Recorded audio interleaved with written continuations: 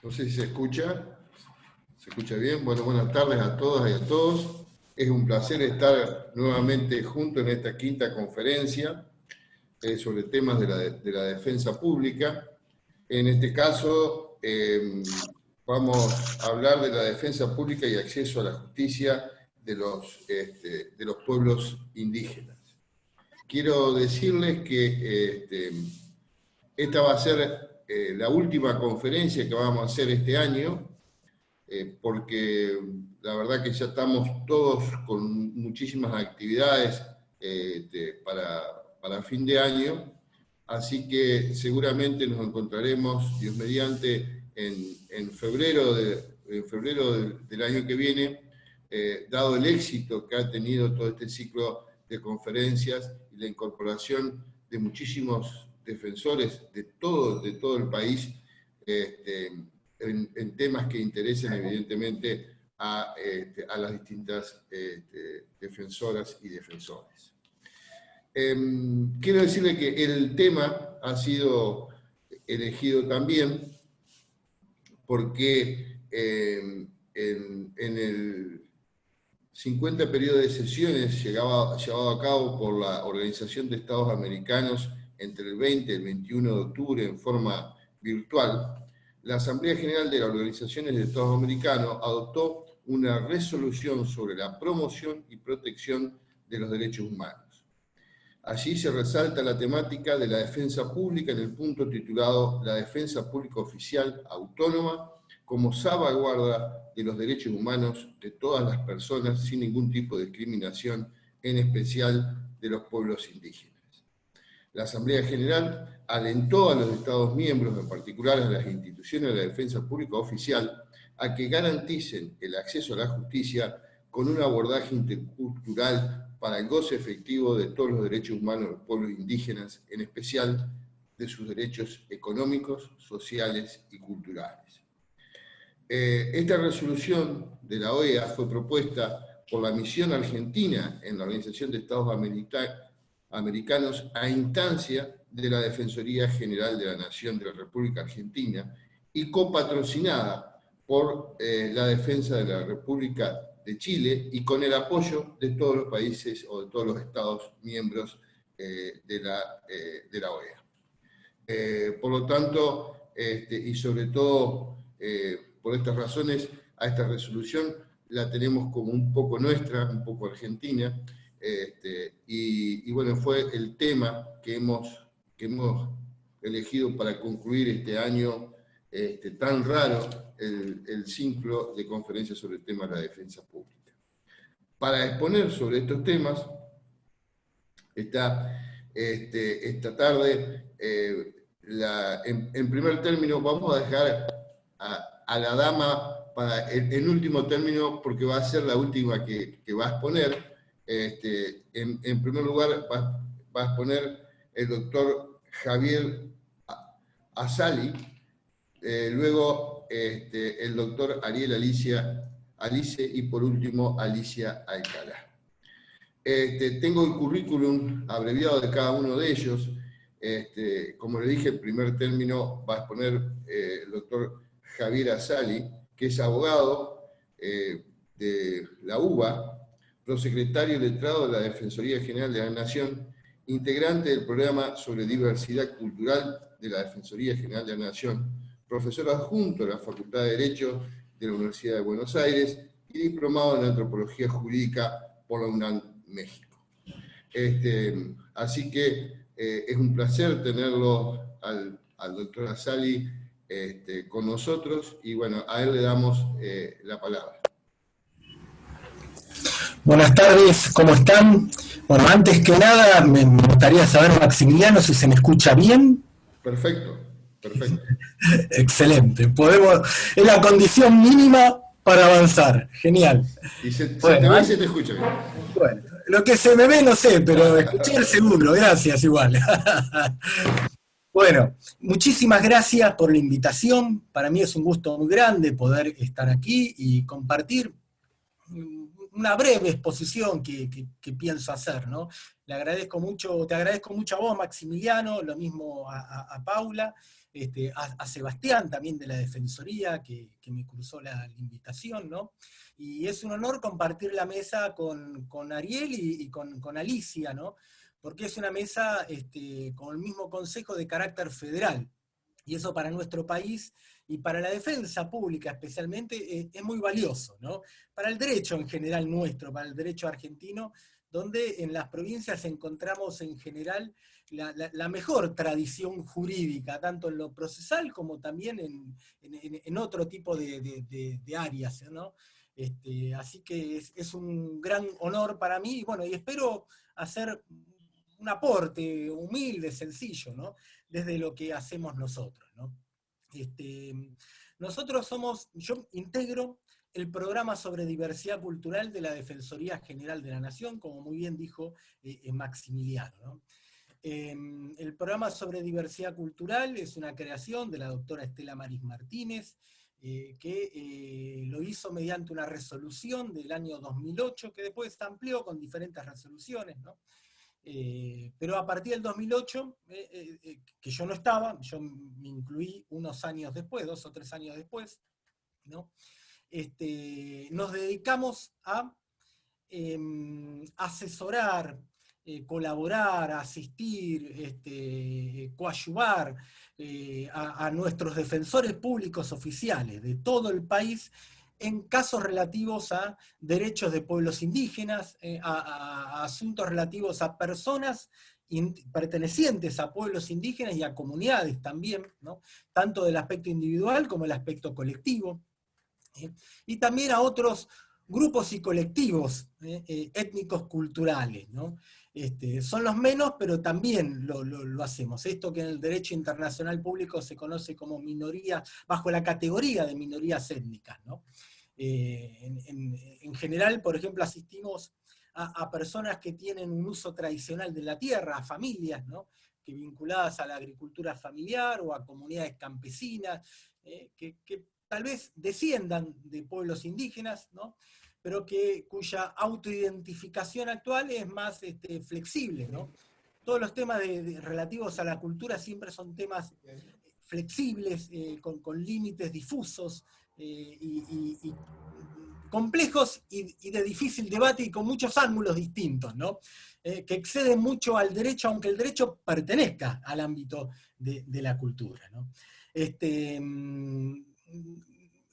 La creación del programa y su profundización a lo largo de los años obedeció principalmente a la conciencia de la necesidad de atender especialmente, con especial atención, ¿no? Con especial dedicación, a la problemática de los derechos de los pueblos indígenas o originarios, como se los quiera denominar, ¿no? Es decir, había una conciencia acerca de la necesidad de tener un rol mucho más activo en esta materia, y con cierta especialización en la materia y dedicación hacia ello, ¿no? ¿Qué hacemos nosotros en particular, ¿no? Por un lado, esto que les contaba, de asistir a los defensores públicos oficiales nuestros, de todo el país. A veces asumimos algunos casos, no en la regla es que no, pero algunos casos sí los asumimos, ¿no? Mediante un patrocinio especialmente dedicado, o se forma un equipo de trabajo, ¿no? De acuerdo a la nueva ley orgánica del Ministerio Público de la Defensa, ¿no? También emitimos opiniones técnicas, nosotros les llamamos dictámenes técnicos jurídicos, ¿no? Y acá esto es interesante porque es un instrumento que nos permite a nosotros acercarnos en forma concreta con la tarea que hacen las defensas públicas provinciales. Es decir, ante un caso en el cual interviene la defensa pública provincial, o sea que no es un caso que tramite ante la justicia federal, nosotros, a pedido de la defensa pública, emitimos una opinión técnica, un dictamen técnico jurídico, que es una opinión desde nuestra especialización propia, a raíz de nuestra experiencia, a nuestro conocimiento particular, en relación a un tema específico por el cual se nos convoca, ¿no?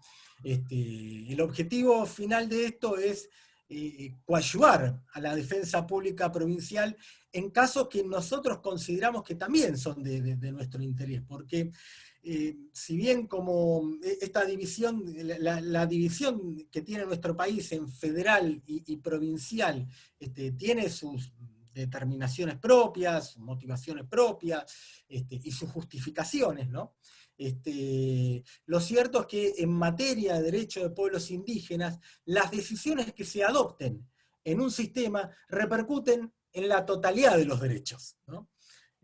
Porque hay una interdependencia de todos los derechos a partir de lo que nosotros consideramos que es el principal de los derechos, que es el derecho a su reconocimiento de personalidad jurídica, ¿no? El derecho a ser un sujeto colectivo de derechos, ¿no? Y ahora voy a hablar brevemente de qué se trata esto, ¿no? Pero digamos que lo que ocurre en una jurisdicción suele repercutir en el resto del país, entonces acá sí nosotros lo consideramos también de un interés propio nuestro, ¿no? Bien, otra cosa que nosotros hacemos es dedicarnos a la investigación, ¿no? De ahí que nuestro interés también encontramos muy fructífero encuentros como ¿no? El vínculo con las defensorías públicas, porque ustedes cuentan con una información, una vinculación y un conocimiento propio de la región en la cual realizan su actuación, ¿no? Y todo ese conocimiento nos ayuda a tener un panorama general, ¿eh? Que nos lleva a conclusiones muy interesantes, ¿no? y de relevancia para tener estrategias de abordaje para los derechos de los pueblos indígenas, ¿no?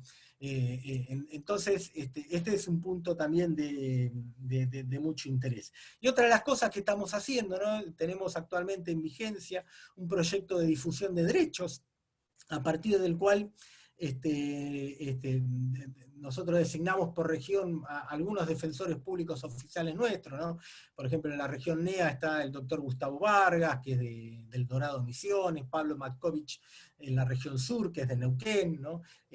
Julieta Loutaif, que es de la zona de Orán, ¿no? Y con ellos realizamos talleres de difusión, que los realizan ellos personalmente, en verdad, con apoyo nuestro, ¿no? Junto con comunidades, en el propio terreno de las propias comunidades indígenas, ¿no? Para esto elaboramos unas cartillas de acceso a la justicia, con el cual hemos traducido algunas frases a sus idiomas propios, ¿no? Finalmente, para terminar esta primera parte, en lo relativo a la presentación del programa, el programa sobre diversidad cultural está dentro de la Defensoría General de la Nación, pero está dentro también de la Comisión de Coordinación de Comisiones a cargo del doctor Gustavo Iglesias. De manera tal que trabajamos en forma coordinada con las distintas comisiones que existen en la DGN, que ustedes ya las conocen, ¿no? Por ejemplo, la Comisión sobre Temáticas de Género, la Comisión sobre Derechos Económicos, Sociales y Culturales, que también está a cargo de Sebastián Tedeschi, a lo mismo que el programa sobre diversidad cultural, ¿no? Bien, hasta acá el programa. Una segunda parte de lo que yo quería traerles tiene que ver con un poco con lo que ya les adelantaba Ariel recién cuando lo escuchaba, ¿no? En relación a la problemática de fondo de los derechos de los pueblos indígenas. Una sola noción voy a traer yo para no desarrollar mucho, ¿no? Algunas ideas muy básicas. La primera tiene que ver con que hay presencia indígena en todo el país. Esto es muy importante a tenerlo en cuenta, ¿no? En general hay una mistificación cultural nuestra que tiende a creer que o los pueblos indígenas han quedado en el pasado, o ya se han mestizado absolutamente y se han integrado a la sociedad nacional. Bueno, en verdad existen pueblos, etnias o culturas indígenas específicas, ¿no? Que de acuerdo al último censo nacional, de hace 10 años ya, ¿no? Alcanza casi al 1.000.000 de personas, están distribuidos en la totalidad del país. Es decir, todas y cada una de las defensorías públicas provinciales debe tener seguramente bajo su jurisdicción alguna comunidad indígena, algunas más, otras menos. Hay zonas con mucha presencia indígena, como por ejemplo tanto Chaco como Río Negro, con Ariel y con Alicia, ¿no? Alicia conoce muy bien esta temática, ¿no? Y lo que escuchaba de Ariel también, ¿no? Pues son zonas especialmente con importante y activa presencia indígena. Otras menos, pero también existe. Otro dato, la mayoría, según el último censo, de las personas pertenecientes a pueblos indígenas están dentro de las grandes ciudades. ¿No? Acá rompe otro de los grandes mitos, ¿no? De que los pueblos indígenas viven en comunidades en sus propios territorios, ¿no? Bien, esto es así para una parte, ¿eh? Para otra no. Hay una gran, producto del proceso genérico de nuestro país en los últimos 70 años, ¿no? Hace 70 años, más de la mitad del país vivía en zonas rurales. Hoy, más del 90% del país vive en zonas urbanas. Bueno, esto le pasó también a las personas de origen indígena, a los que se suman también personas y familias provenientes de países vecinos que tienen un origen étnico indígena también, ¿no? Aymara, quechua, ¿no? Araucano, ¿no? Bien. Guaraní también, ¿no? Nosotros en el Gran Buenos Aires tenemos muchos barrios populares de muy fuerte origen guaraní, ¿no? Que vienen de Paraguay, por ejemplo, ¿no? Bien, otro punto a tener en cuenta. Este sector de la población es un sector históricamente discriminado, histórica y estructuralmente discriminado. Pese a que nuestro país es un país que ha tenido profundas mestizaciones culturales de todo tipo, y de diferentes raíces, hispano, indígena, de países vecinos latinoamericanos, con un tipo étnico particular que es el criollaje, de origen inmigrante europeo, ¿no? Todo eso se ha mestizado, ¿no? Y esto nos da una vocación democrática y que tiende a la igualdad. Sin embargo, en nuestro país persiste una fuerte discriminación de carácter histórico y estructural hacia este sector de la población, ¿no? La población indígena. Desde la sociología, algunos como el sociólogo González Casanova hablaba de colonialismo interno, o Rodolfo Stappenhagen, que fue relator de Naciones Unidas sobre temáticas indígenas, hablaba de una suerte de ciudadanía de segunda categoría, de que no han alcanzado todavía la ciudadanía plena, ¿no? Bien, esto se vive especialmente en el ámbito del derecho, en el ámbito de la cultura judicial, ¿no? El ámbito de la cultura jurídica y de la administración de justicia, entendido de la manera más amplia posible, abarcando también a los ministerios públicos también, ¿no? Por eso una problemática de cultura jurídica, ¿no? Tal vez un poco para darle algo de fundamento a esta afirmación, ¿no? Uno puede encontrar esto en una pervivencia en la cultura jurídica hegemónica en nuestro país de la vieja idea de la falsa dicotomía entre civilización o barbarie, ¿no? Donde todo lo que viene de afuera es civilizado y lo que está adentro, lo nuestro, lo autóctono suele ser defenestrado por ser inferior. Y dentro de esto, lo indígena queda en la categoría más baja, ¿no? Esto persiste todavía, ¿no? El artículo 75, inciso 17 de la Constitución, con la reforma del 94, ¿no? Fue un muy importante avance porque implicó un reconocimiento de hecho sobre el hecho social y sociológico de la preexistencia étnica de los pueblos indígenas, así como también de la realidad sociológica de la existencia como sujeto histórico vivo de las comunidades y pueblos indígenas, y por lo tanto su correlato jurídico, ¿no? El derecho a tener derecho, el derecho a ser sujetos de derechos, sujetos colectivos de derechos, ¿no? Esto es importante porque la tradición jurídica argentina atravesó todo el siglo XX, casi todo el siglo XX, negándole la categoría de sujeto colectivo de derecho de aquel viejo fallo de la Corte Suprema del año 1929, con la Corte de la Presidencia de Bermejo, que les negaba la categoría de sujeto colectivo de derecho porque decía que no estaba previsto en el Código Civil, ¿no? Lo cual normativamente era cierto, pero esto implicaba reproducir esta desigualdad, y legitimar y justificar todas estas desigualdades sociales, ¿no? En el fondo, si esto nosotros lo traducimos al ámbito de la cultura jurídica y al ámbito de la administración jurídica, de justicia, nuestra visión de lo que nosotros vemos, nosotros tenemos un diagnóstico con muchos temas, ¿no? Pero uno de ellos, que elijo yo ahora para traer aquí, es el que es en relación a las dificultades que vemos de la cultura jurídica y de la administración de justicia en aceptar a las personas y comunidades pertenecientes a los pueblos indígenas como tal. Se les exige que se adecúen a la norma cultural hegemónica, o no se los acepta dentro del sistema judicial y se los rechaza, ¿no? El problema de la admisión y de la aceptación judicial de las personas y las comunidades de pueblos indígenas es un problema central.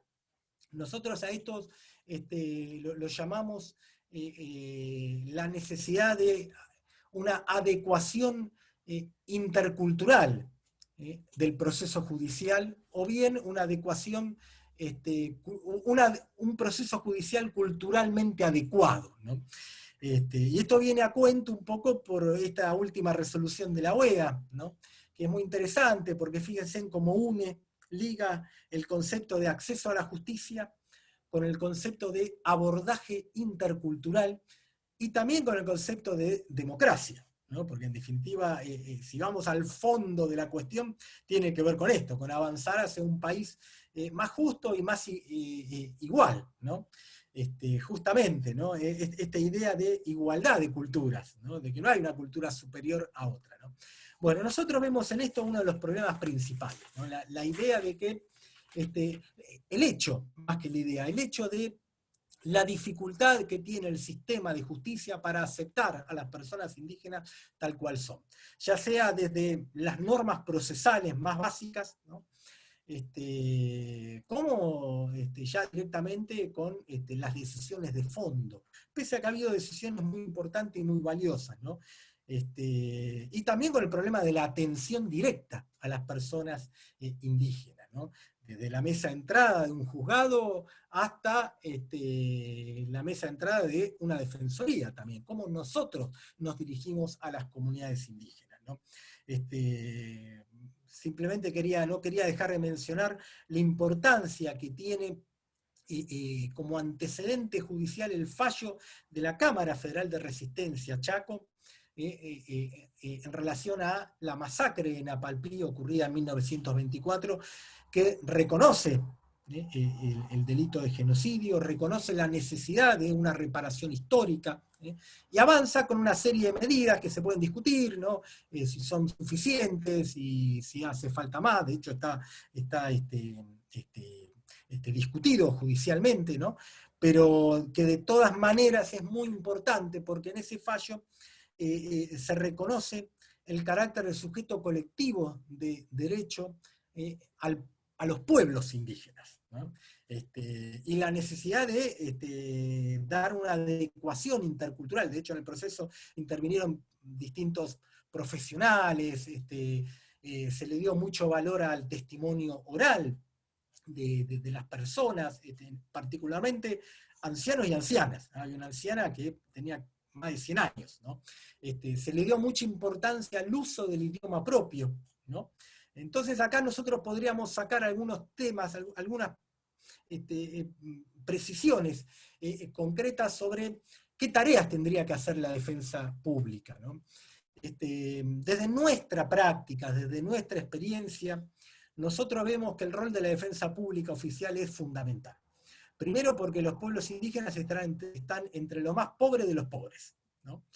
Entonces, si no hay defensa pública, a los pueblos indígenas se les hace difícil. Existen profesionales que especialmente se dedican a esto, abogados y abogadas de derechos humanos, pero son pocos. ¿no? Entonces, este es un tema propio de la defensa pública. Si hablamos de grupos sociales en situación de vulnerabilidad, bueno, las personas y pueblos indígenas y comunidades son especialmente vulnerables, ¿no? Esto nos obliga a tener, como dijo muy bien en el año 2008 la doctora Estela Maris Martínez, a tener un rol activo. ¿Por qué? Porque justamente la discriminación histórica y estructural que han sufrido, histórica en el sentido de que viene del siglo XIX y hasta de la época colonial también, no vamos a hacer historia aquí, pero nosotros tenemos que saberlo esto, aunque sea tenemos que enunciarlo. Y estructural porque ellos sufren discriminación por parte de todo el sistema, no únicamente por parte del sistema judicial, ¿no? Sino cuando son mal atendidos en los hospitales, ¿no? O cuando van a ser atendidos a un registro civil, ¿no? Y no son atendidos, ¿no? Hubo que sacar una ley de nombres hace unos años para permitirles que usen, permitirles sus propios nombres, ¿no?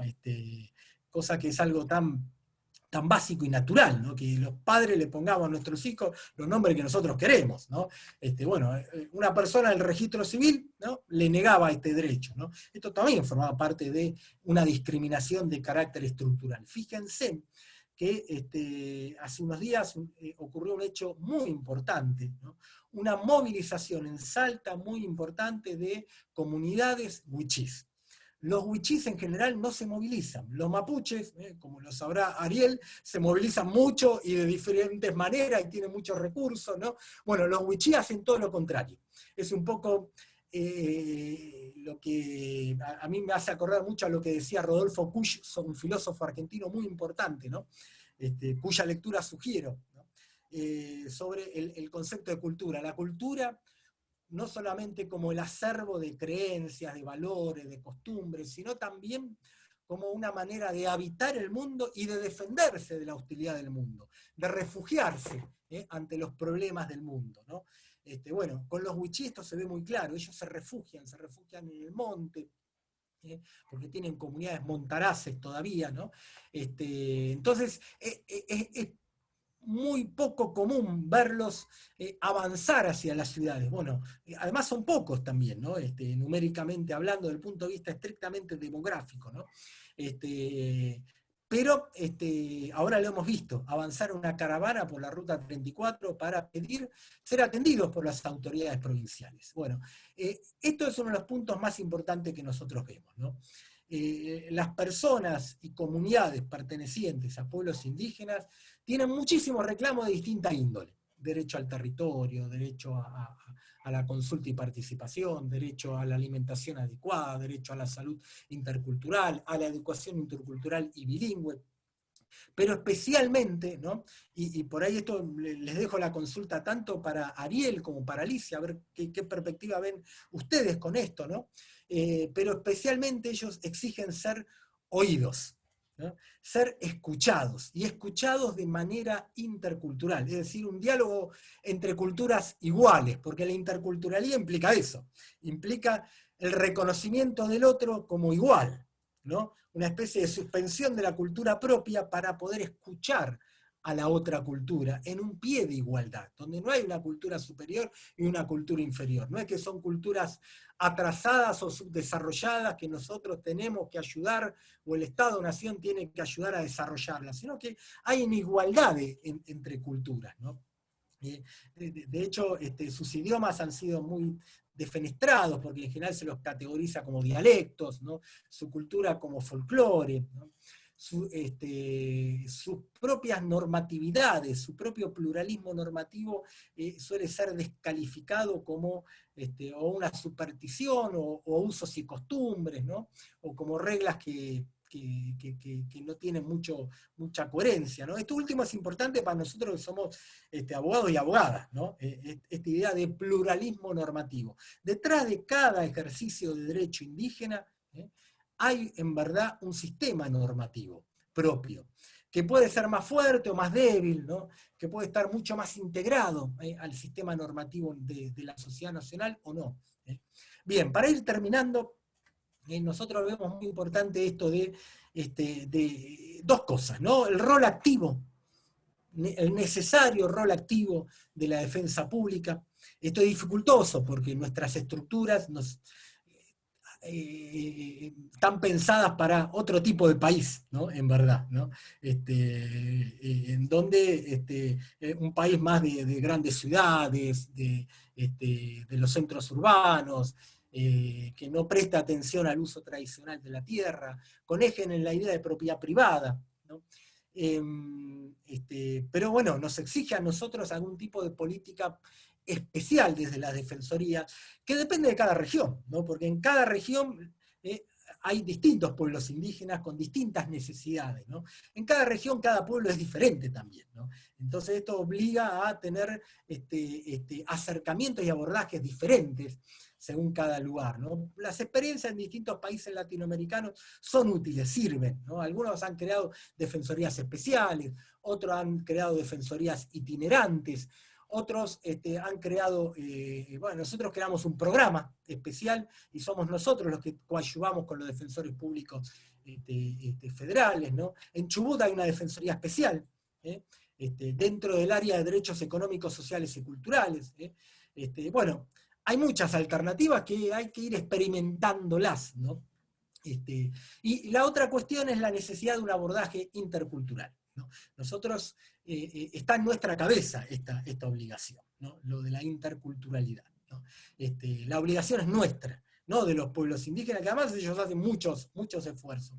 Pero esto de acercarse a las comunidades, de escucharlos, de recibirlos, es algo muy importante, ¿no? El recibir a una autoría indígena ya es un reconocimiento.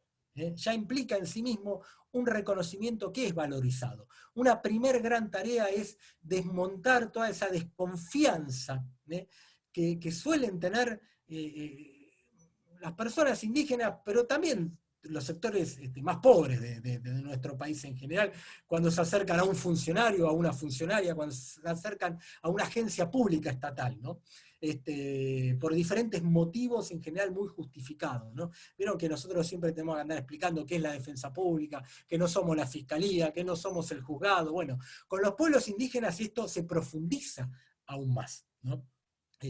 Esa desconfianza hay que empezar a desmontarla, y la única manera de desmontarla, en nuestra modesta experiencia, es acercándonos a ellos, escuchándolos, haciendo gestos de este tipo, ¿no? Y buscando la manera de generar diálogos, generar canales y espacios de diálogo, ¿no? Se puede hacer, por ejemplo, conociendo cuáles son las comunidades indígenas que hay en cada región, dónde están ubicadas, cuáles son sus autoridades, su sistema de autoridades, sus normas, ¿no? Y lo último, ahora sí para cerrar, ¿no? Algo que nosotros, ¿no? Podemos hacer es eventos como este, ¿no? Lugares de encuentro donde nosotros hagamos intercambio de experiencia, ¿no?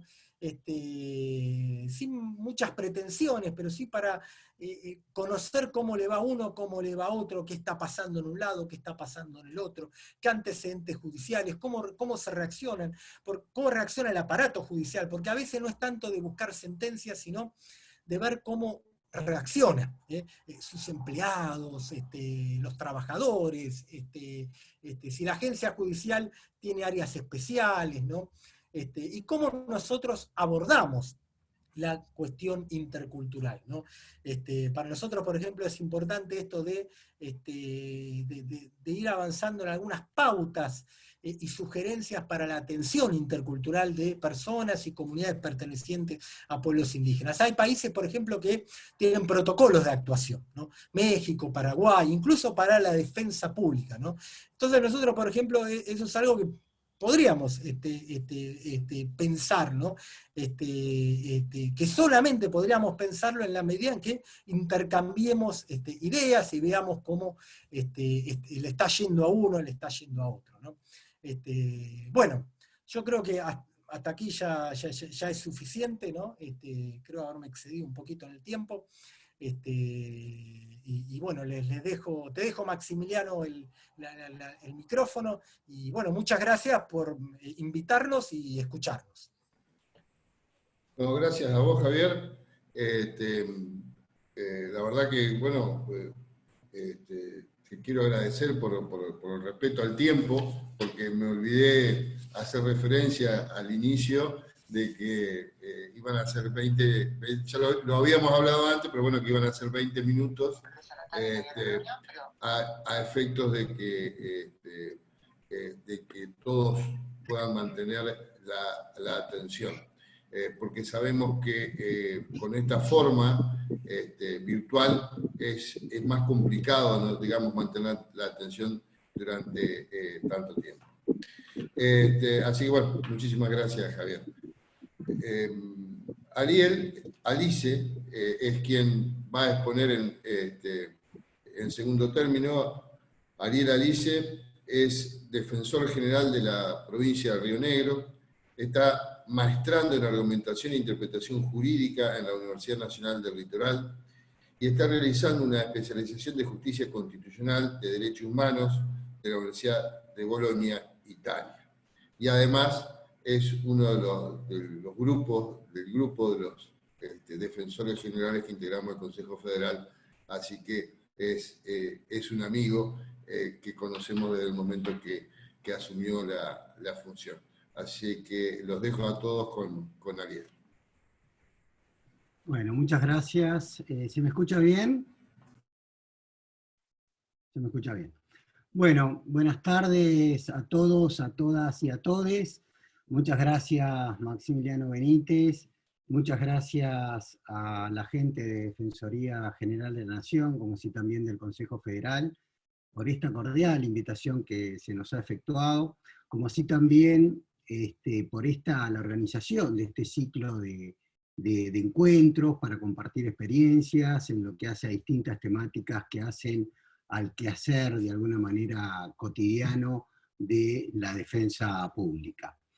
Quiero también hacer una especial felicitación a la doctora Estela Maris Martínez por este importantísimo logro que tiene una estrecha relación de alguna manera con la temática por la cual estamos compartiendo el panel. Sobre todo, y como decía Javier con antelación, por esta conexión que existe el rol de la defensa pública con el acceso a la justicia y sobre todo con el abordaje intercultural que se debe realizar a todo tipo de conflicto en el cual esté de alguna manera afectado alguna comunidad originaria o alguno de sus miembros.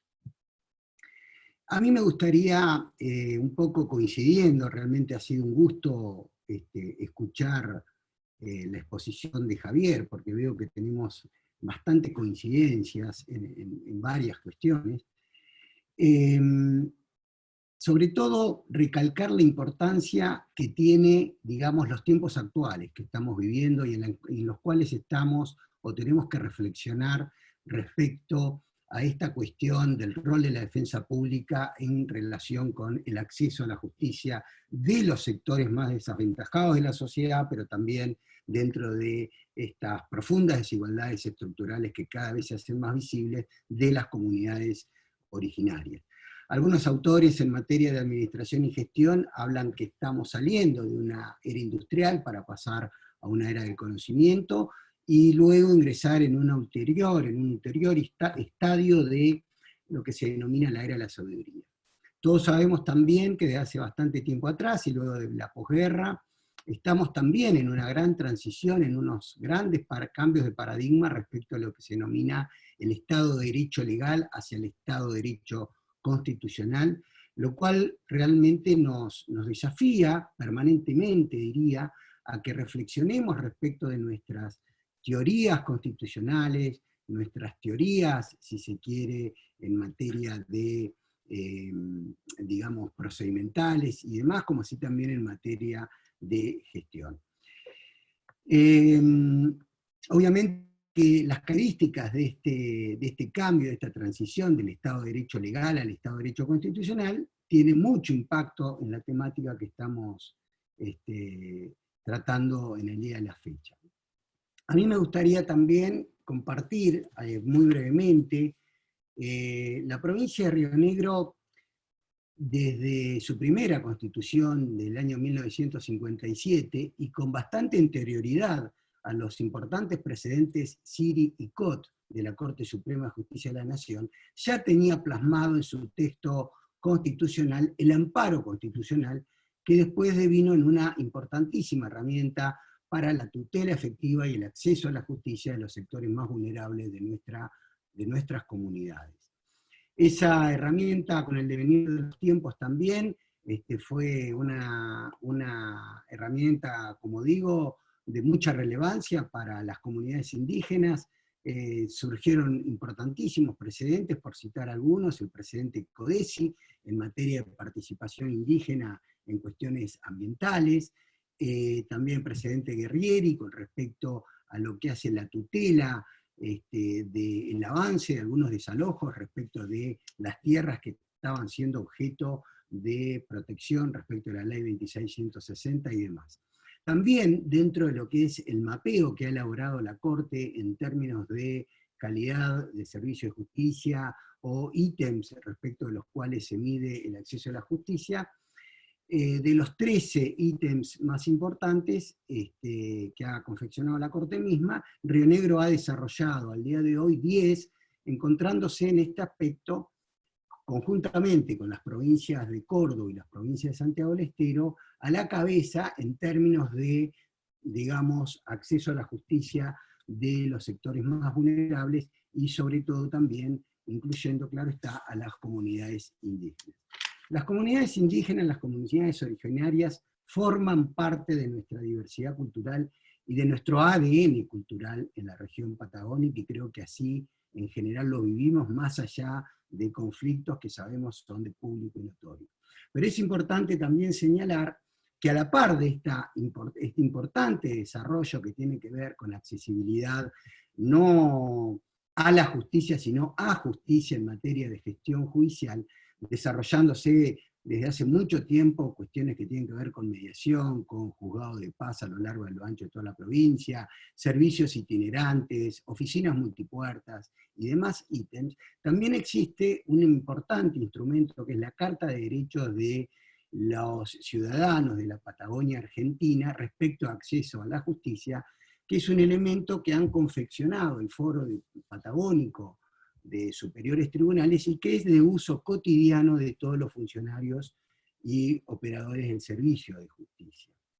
Dentro del marco de la defensa pública, también se viene desarrollando desde hace años un programa muy importante que se denomina extensión territorial, en donde con un cronograma determinado anualmente, con bastante antelación, en el mes de febrero, todos los defensores y defensoras de la provincia de Río Negro recorren y llegan hasta los parajes más lejanos de nuestra vasta provincia, y de alguna manera realizan una especie de puente entre los centros poblacionales donde están, digamos, las cabezas del servicio de justicia, para de alguna manera oficiar, no solo a modo de puente en este aspecto, sino también para tratar de acercar esta posible, de alguna manera, o este posible obstáculo en términos de accesibilidad que pueda haber con esas comunidades.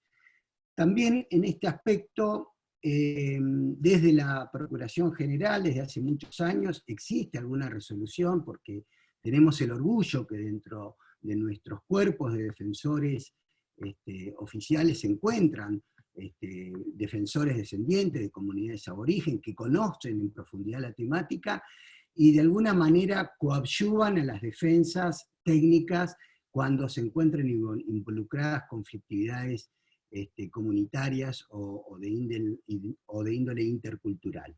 Por ejemplo, una resolución muy importante, que es la resolución 84 del año 2014, donde dentro también de este programa de extensión territorial se hace de alguna manera una suerte de información y acercamiento precisamente a las comunidades y a sus integrantes más distantes y más alejados.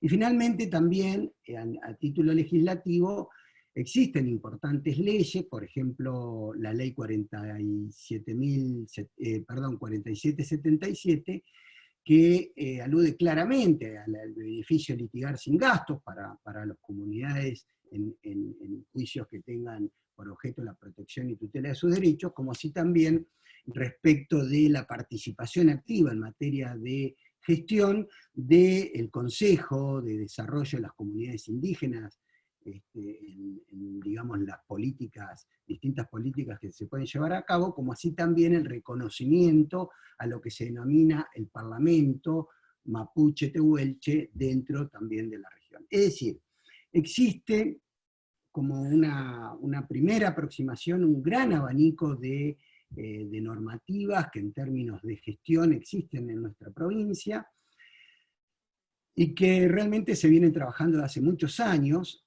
También debo decir que desde hace 20 años aproximadamente nuestra provincia tiene instalado ya la cultura de alguna manera de la mediación judicial, que entiendo que es muy importante cuando empezamos a acercar la mediación con, por ejemplo, la justicia restaurativa, que es algo que a la brevedad ya me voy a referir. Pero, si se quiere, y dentro de por eso me interesaba rescatar estos importantes cambios de paradigmas, del Estado de Derecho legal al Estado de Derecho constitucional, estamos siempre tratando de optimizar, de mejorar ese vínculo entre el rol de la defensa pública o el rol del Poder Judicial con respecto al acceso a la justicia, y de alguna manera es como que nos encontramos en que si bien tenemos un gran hogar en donde existen muchas ventanas, muchas puertas, y donde hay bastante accesibilidad, y aquellos que están más lejanos muchas veces los vamos a buscar, a veces creemos que, como si en nuestros cuartos o en algunas de nuestras habitaciones, todavía se piensa el acceso a la justicia en términos de gestión, pero en términos de gestión litigiosa, en términos de gestión adversarial, en términos de gestión adjudicativa, es decir, una parte tiene razón, la otra parte no la tiene. Hay una persona o hay un otro, hay una alteridad a la cual hay que vencer, hay que derrotar, hay que perseguir, hay que castigar y hay que encarcelar. Entonces, aquí es donde me parece que empieza a delinearse un poco el rol de la defensa pública en términos de construcción de una cultura de paz, y también en lo que se refiere a lo que vendría a ser una especie de disociación entre lo que son nuestros tratados internacionales, nuestras constituciones nacionales y provinciales, y los procedimientos que indudablemente pertenecen a esto que denominamos otro paradigma y que más se identifica con el Estado de Derecho legal, desde un iuspositivismo decimonónico, y no desde alguna manera acorde a democracias deliberativas, más participativas, más consensuales. ¿Qué nos parece que es relevante en este aspecto? Bueno, como ustedes saben, desde hace un par de años atrás, aproximadamente, nosotros en la provincia de Río Negro tenemos instalado, como otras provincias, el sistema acusatorio adversarial. Obviamente que el sistema acusatorio adversarial, en comparación con el otro sistema que todavía rige en muchos lugares del país, ha traído innumerables ventajas, como la oralidad, como esta cuestión de, digamos, el constitucionalismo en términos procesales, es decir, muchas normas constitucionales plasmadas en nuestro código. Pero sin embargo, y creo que parte de las cuestiones que tienen que ver con el cambio de paradigma y del Estado de Derecho constitucional es abrevar, de alguna manera, en otras fuentes de conocimiento, o en esto que autores muy importantes, muy prestigiosos como Carlos Nino, hablaba de salir del insularismo jurídico para empezar a articular con otras disciplinas, como en el caso que nos convoca con la sociología, con la antropología, con la filosofía moral y política, con la filosofía del lenguaje. Y dentro de la filosofía del lenguaje, y a partir de lo que luego se tradujo en términos de mediación, sabemos a partir de Wittgenstein, de Gadamer con la hermenéutica jurídica, con, digamos, otros prestigiosos autores como Humberto Maturana desde la biología, conectado también con lo que hoy por ahí parecen temas muy innovadores, la conexión entre derecho y neurociencias, es decir, desde esas biologías también, sabemos que las palabras construyen. Y sabemos que somos seres, digamos, sociales, somos seres narrativos, y que de las palabras como herramienta podemos transformar no solo nuestras realidades, sino también nuestras individualidades y nuestras sociedades. Y sin embargo nos encontramos que, más allá de las grandes ventajas que tiene nuestro Código de Procedimiento Penal, nos encontramos que se llama acusatorio adversarial. De manera que nosotros, esto nos condiciona a pensar la gestión del conflicto en términos de adversarialidad o bien de litigiosidad, como decía. ¿Y por qué digo esto? Porque dentro de los principios que se encuentran legislados, principios de actuación dentro de nuestro sistema acusatorio adversarial, hay una buena noticia, que es el artículo 14 de nuestro código. Porque ese artículo 14, como principio general de actuación del sistema, de alguna manera obliga a los magistrados y a los jueces a buscar como principio general de actuación digamos, cuál es el conflicto subyacente. Buscar la cultura de paz, buscar la armonización. Y obviamente que es un artículo que tiene una gran potencialidad, no solo para lo que es la mediación penal, respecto a lo cual ya hay algunos proyectos para ayornar, hay un viejo proyecto en la provincia de mediación penal que tenemos que adaptarlo en nuestro código, y ya hay algunos trabajos realizándose en este aspecto, sino también, sobre todo, a la cuestión que tiene que ver con la justicia restaurativa. La justicia restaurativa, que es una cuestión evolutiva, superadora, que habla claramente de conceptos como la internalización de la conducta, habla en términos de recomposición del tejido social, de participación muy activa tanto del ofensor como del ofendido, habla en términos de sanación y obviamente con un alto impacto en términos de no reincidencia, encuentra, a mi criterio, y en este artículo 14, un principio arraigal a los fines de construir una cultura de paz en términos de acceso a la justicia, no ya como una cuestión adjudicativa de sentencia judicial, de dar razón a una de las partes, sino construir diálogo, construir acuerdos, construir pacificación social.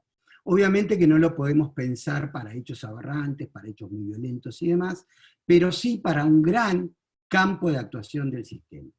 Es importante recordar en este aspecto que prestigiosísimos procesalistas del mundo, como Michele Tarufo, y también como Miriam Damasca, que ha sido una gran comparativista en términos procesales, y que han sido bastante críticos del sistema en el aspecto de lo que ellos denominan el excepcionalismo norteamericano, me refiero al sistema acusatorio adversarial, indican que aquello que tiene que resolverse en términos de sentencia para que el sistema relativamente funcione, extraído obviamente de Norteamérica, alcanza no más de un 6 o un 7%.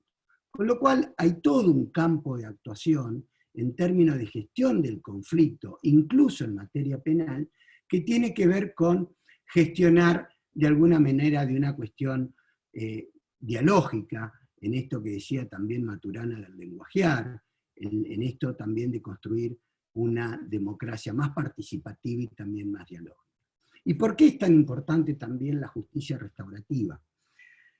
Porque la justicia restaurativa, en términos de interculturalidad, es un sistema que dentro de lo que se denominaría el derecho consuetudinario indígena, comulga, condice en muchísimos aspectos con el sistema al que se refería Javier anteriormente, al sistema de gestión de sus conflictos de las comunidades originarias indígenas. Hay muchísimas experiencias en distintas latitudes, a partir de trabajos teóricos y doctrinarios muy importantes, como en Canadá, en autores como Wilkin Lika o Charles Taylor, que analizan de alguna manera la interculturalidad, la multiculturalidad y la transculturalidad, en experiencias de alguna manera en estos aspectos en Toronto, o en el Yukon, o incluso en Alberta, también en Oceanía, con autores de la talla de Philippe Petit, o bien de John Braithwaite, que conectan un poco la cuestión democrática con la justicia restaurativa, y de alguna manera también con la cuestión del derecho penal. Es decir, muchas fuentes de actuación para brevar en estos aspectos. También hay experiencias muy importantes, de alguna manera en Estados Unidos, con el Estado Navajo. Una jueza de la Corte norteamericana indicó en algún momento que en Estados Unidos convivían simultáneamente tres sistemas, tres soberanías, es decir, la soberanía del gobierno federal, la soberanía del gobierno estadual, o el que sería nosotros provincial, y la soberanía de los sistemas indígenas de gestión de sus propios conflictos. Entonces, de alguna manera esto nos hace repensar, nos hace reflexionar respecto de nuestras formas de gestionar los conflictos, y sobre todo tener en cuenta algunos precedentes que considero que son muy importantes. Por ejemplo, en el estado de Roraima, en Brasil, en el año 2015, ya existió un precedente, el precedente de Nilson Trindade, en el cual un tribunal de justicia estadual indicó y aplicó ante un previo juzgamiento por las propias comunidades de un individuo integrante de sus comunidades, la existencia del principio del ne bis in idem. Con lo cual acá ya empezamos a visorar que hay experiencias muy importantes respecto de esta convivencia armónica entre sistemas, de alguna manera, que tienen que dialogar entre sí. Muchas veces cuando se escucha del constitucionalismo transformador, esta cuestión de la comunidad de intérpretes finales, bueno, precisamente en un ambiente que es de interculturalidad, es factible en un día no muy lejano pensar en este tipo de variables. Y en este aspecto es muy importante el tema también de la justicia restaurativa. Hay alguna experiencia en nuestra querida vecina provincia de Neuquén, donde la coordinadora de alguna manera las comunidades indígenas elaboró, si se quiere con algún antecedente, alguna reforma para, digamos, la legislación procedimental penal respecto de esta misma cuestión, es decir, cuando la gestión de un conflicto determinado se resuelve, digamos, intracomunitariamente, y eso después es aceptado de alguna manera por la jurisdicción tradicional. Los requisitos para esto, bueno, indudablemente tienen un límite, que es un poco ese coto vedado que siempre se refiere, y que tiene que ver con la no vulneración de derechos humanos esenciales. Esto que autores de la talla de Junger Habermas hablaban como patriotismo constitucional, es decir, el patriotismo ya no se encuentra en las soberanías territoriales, tal como las concebimos desde el siglo XIX y demás, sino que nos une realmente los principios y los valores constitucionales que tienen que ver con el desarrollo de los seres humanos, como así también con la dignidad de todos los ciudadanos. En definitiva, me parece que estas cuestiones también tienen una estrecha relación con esta última resolución de la OEA, que nos obliga de alguna manera a pensar en el abordaje intercultural, y por otro lado también con las reglas 48 y 49 de las reglas de Brasilia, que precisamente nos compelen o de alguna manera nos sugieren a que en términos de gestión y de acceso a la justicia, tratemos de promover este tipo de resolución de conflictos, ¿sí? En términos siempre de cultura de paz, como bien podría ser en términos de justicia restaurativa, y también, si se quiere, en términos de justicia restaurativa, como decía, y en términos de paz. De alguna manera, entonces, es importante tener este tipo de herramientas porque también hacen a que tengamos que empezar a reflexionar y a pensar en la armonización de estos sistemas que pueden convivir de manera armoniosa. De alguna manera también en esto aprender de que a partir de las grandes diferencias y de las grandes brechas, incluso culturales, que son las que más nos desafían y más nos interpelan, poder construir grandes complementos. De alguna manera, y ya casi finalizando, me gustaría hacer algunas reflexiones respecto a un tema de mucha actualidad, que es qué sucede cuando un conflicto intercultural, de alguna manera que tiene que ver con mucha pluralidad, con mucha diversidad, que se torna muy violento, que tiene que ver con cuestiones de cosmovisión indígena, donde aparece, por ejemplo, algún crucifijo manchado con pintura, o se toma alguna iglesia, bueno, conflictividad que viene emergiendo, como ustedes saben, de un sector de nuestra querida provincia que tiene jurisdicción nacional, que se está resolviendo en la jurisdicción federal, pero que realmente nos provoca una honda reflexión y una honda preocupación, como es el conflicto que se viene suscitando en el lago Mascardi, con alguna comunidad mapuche. Respecto de esto, me parece también muy importante indicar que esto indudablemente viene conectado con la cuestión de Santiago Maldonado en nuestra vecina provincia de Chubut, como así también con la cuestión de Rafael Nahuel, digamos, el homicidio de Rafael Nahuel, que se han cumplido 3 años, incluso en el día de ayer tuvimos algún episodio muy violento también relacionado con esta cuestión. Indudablemente cuando tenemos nuevas sociedades, nuevas culturas, y de alguna manera nuevos conflictos, tenemos que ver cómo y de qué manera adaptamos nuestras normas de procedimientos, nuestros manuales de procedimientos a esas nuevas conflictividades. Indudablemente hay un desbordamiento de esta conflictividad respecto a lo que tradicionalmente era nuestra forma de gestionar los conflictos, que en general eran de carácter individual. Es decir, no podemos... Sí, perdón. Ariel, disculpame. Sí. Si podés ir cerrando. Voy cerrando. Entonces, de alguna manera, en este aspecto, es insuficiente, por ejemplo, la gestión que se puede realizar desde un juzgado federal en un conflicto intercultural de semejante envergadura, donde se mezclan cuestiones históricas, de deudas históricas y demás. Finalizando, y de alguna manera por esta preocupación que nos ha provocado, realmente entendemos y hemos visto con mucho beneplácito la convocatoria que se hizo desde Nación a una mesa de diálogo, porque indudablemente es una mesa de diálogo interdisciplinaria, es una mesa de diálogo interpoderes, es una mesa de diálogo, como decía Javier recién, interjurisdiccional incluso, de manera tal que es la única forma de poder darle un abordaje integral a una conflictividad que tiene una raíz tan profunda y sus cuestiones episódicas vemos cada tanto. Para esa cuestión entendemos, compartiendo esto, que hay 3 cuestiones que son fundamentales, que es la corresponsabilidad en la gestión, que tiene que ver con no gestionar esto bajo compartimentos estancos, sino todas las instituciones involucradas realmente hacerse cargo de esta conflictividad para darle una resolución, si se quiere, definitiva y un seguimiento, una fuerte coordinación en la agenda pública y en el monitoreo del cumplimiento de alguna manera del mapa de actuación.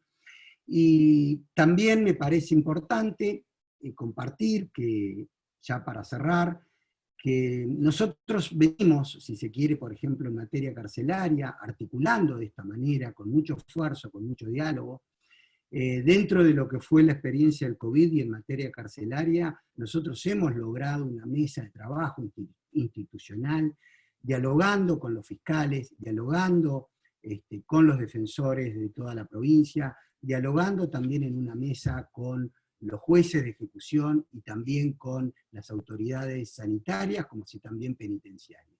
Y de esa manera hemos logrado no solo reducir en un 10% la población carcelaria, sino incluso en algún lugar aproximarnos de las 4 jurisdicciones, en 3 de las jurisdicciones, a que prácticamente no exista superpoblación carcelaria.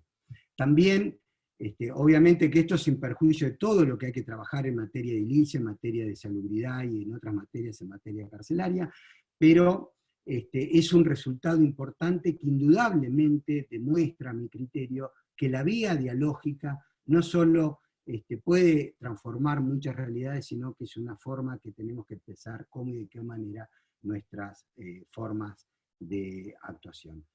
Me parece, para cerrar, como decía alguna integrante de la comunidad indígena, a veces tenemos muchas normas, muchos tratados, muchas leyes, pero tenemos poca justicia. Y también un poco recordando lo que decía un sociólogo jurídico muy importante, portugués, Boaventura de Sousa Santos, la idea también es lograr que la mayor cantidad de las personas vulnerables dejen de ser o empiecen a ser sujetos de protección en términos de derechos humanos y dejen de ser objeto de nuestros discursos respecto de derechos humanos.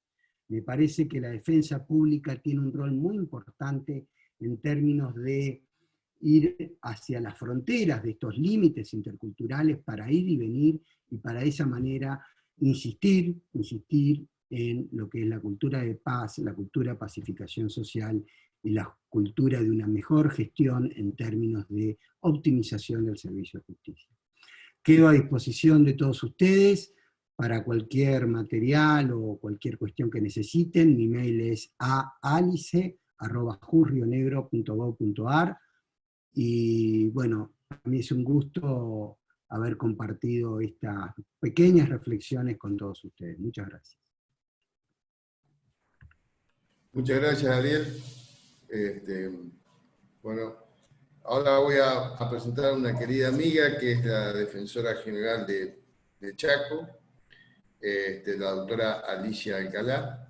Es especialista en Derecho de Familia de la Universidad Nacional de Rosario, es mediadora y experta en métodos alternativos de resolución de conflictos de la Universidad Nacional de La Plata y actualmente está realizando una especialización en Derecho Penal en la Universidad de la Cuenca del Plata de Corrientes. Así que lo dejo a todos ustedes con la doctora Alicia Alcalá. Bueno, buenas tardes a todas y todos. ¿Me escuchan bien? ¿Me escuchan? Bueno, agradezco la invitación formulada por Maximiliano Benítez y por la doctora Telamaris Martínez para estar acá esta tarde compartiendo con ustedes algunos aspectos a los que nos hemos dedicado desde la Defensoría General del Chaco este año tan característico por la falta de salud. Y justamente nos hemos ocupado del derecho a la salud, al acceso a la salud de los pueblos indígenas. Como ustedes recordarán, al principio, luego de la pandemia, luego de la provincia de Buenos Aires, la segunda provincia que tuvo mayor cantidad de casos fue el Chaco. Y esto se dio principalmente por una explosión de la pandemia en el barrio Toba de la ciudad de Resistencia, que es un barrio muy grande formado por 5 barrios más. La mayoría de los habitantes pertenecen a la etnia Qom, al pueblo Qom. ¿Qué pasó? Hubo una explosión del COVID debido a la forma en que ellos viven. La verdad que hay mucho hacinamiento por más viviendas que ha hecho el gobierno. Hay que comprender que están acostumbrados en general a vivir, a convivir bajo un mismo techo 1, 2 y hasta 3 generaciones. También hay que contemplar el tema de que no están acostumbrados a permanecer adentro de los hogares, sino que circulan por las calles, y por supuesto no había distanciamiento social ni uso del barbijo. Esta circunstancia, que fue alarmante para nuestra provincia, nos hizo reflexionar sobre tan distinto lo que entendemos por salud la comunidad criolla que la comunidad indígena. Para los pueblos indígenas, la enfermedad de uno de sus individuos tiene una connotación colectiva. Además, no entendían los abordajes que se hacían desde la ciencia médica.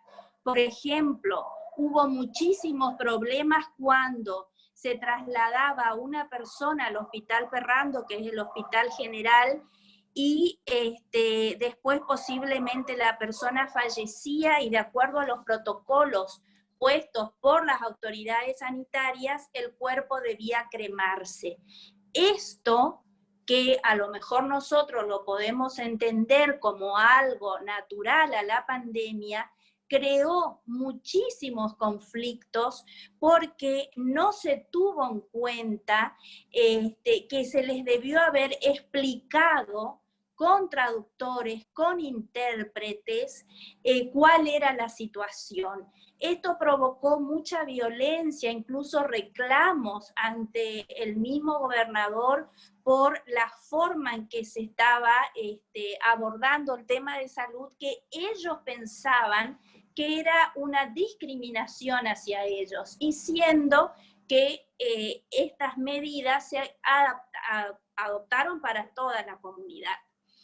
En este contexto, justo me invitaron de la Comisión de Legislación Penal y de Mujer y Diversidad de la Cámara de Diputados de la Nación, a una jornada que tuvimos 3 encuentros a partir del 16 de julio, donde pude proponer la elaboración de una ley nacional que contenga estándares mínimos que deberían ser respetados en todo el país para la salud indígena.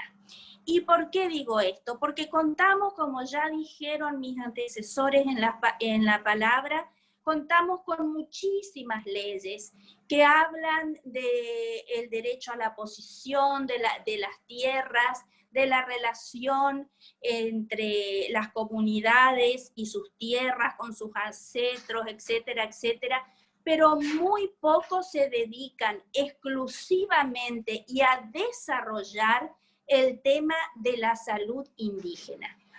Este tema no puede ser abordado ni legislado sin la concurrencia y la escucha activa a todas las comunidades indígenas. Yo sé que se constituye en un obstáculo quizás porque en nuestro país tenemos más de 40 comunidades indígenas a lo largo y a lo ancho de todo el país. Pero todas ellas tienen elementos en común respecto a este tema. Especial preocupación nos plantea el tema de la salud de la mujer indígena, de la niña y del adolescente indígena. Tenemos que reconocer que nuestras comunidades, la mayoría, al menos en el Chaco, salvo el caso que les dije del barrio Toba, de una localidad que se llama Pampa del Indio, las comunidades están distribuidas por el impenetrable chaqueño, que tiene una extensión territorial muy grande, sin caminos, o sea, tienen caminos de tierra. Esto dificulta muchísimo el acceso a la salud. La mujer o la niña que debe ir al centro de salud muchas veces lo debe hacer caminando muchísimos kilómetros y dejando a sus hijos al cuidado de la comunidad. Otra cosa que advertimos también en toda la provincia y que creo que debe ser contemplado por el Congreso Nacional y establecido como una política pública es la no discriminación y la mala atención en salud de las comunidades indígenas. Realmente cuando llegan después de haber caminado tantos kilómetros a los centros de salud, no siempre son atendidas debidamente, no se les explica cuál es el tratamiento que deben seguir, cuál es el diagnóstico que tienen.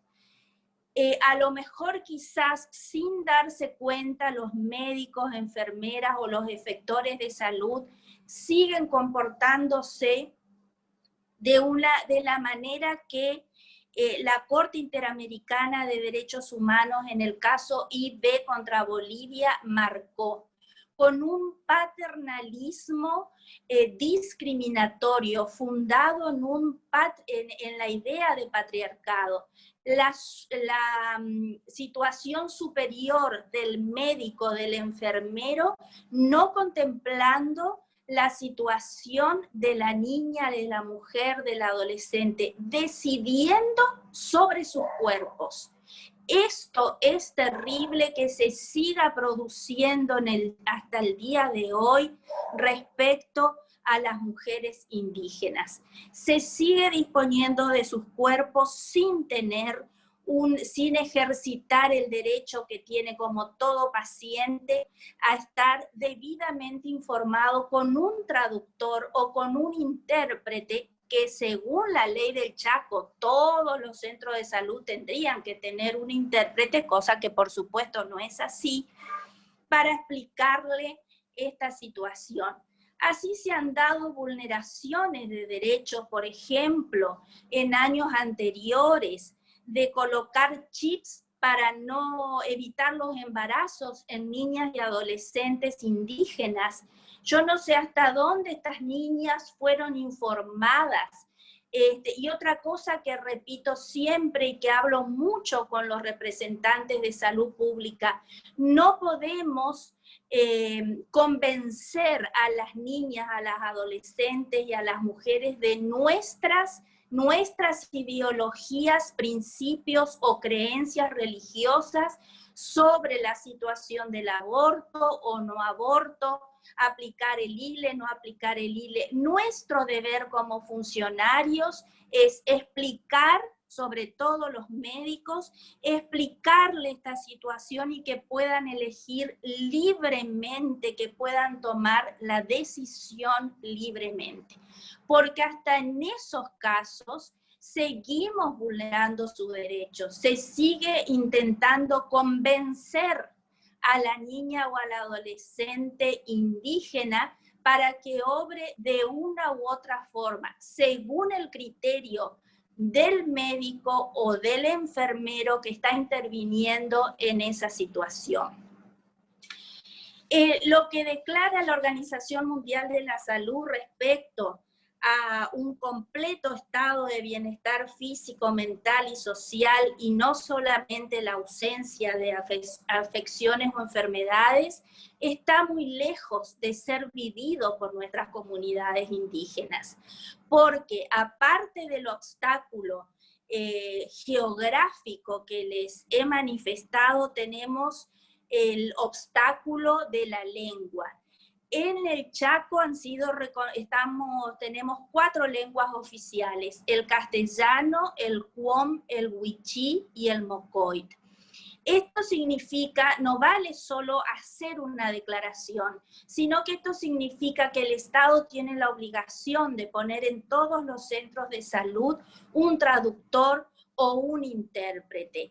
El Poder Judicial ha cumplido en crear el registro de traductores e intérpretes, pero intervienen en las cuestiones judiciales.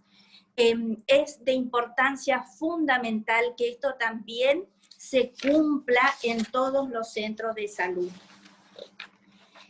Otro de los grandes obstáculos que tenemos todavía es de querer que las comunidades indígenas se comporten como nosotros creemos que se deben comportar. El no respetar la concepción de salud que tienen, la concepción que tienen de su medicina ancestral, de sus creencias, la concepción que tienen de familia.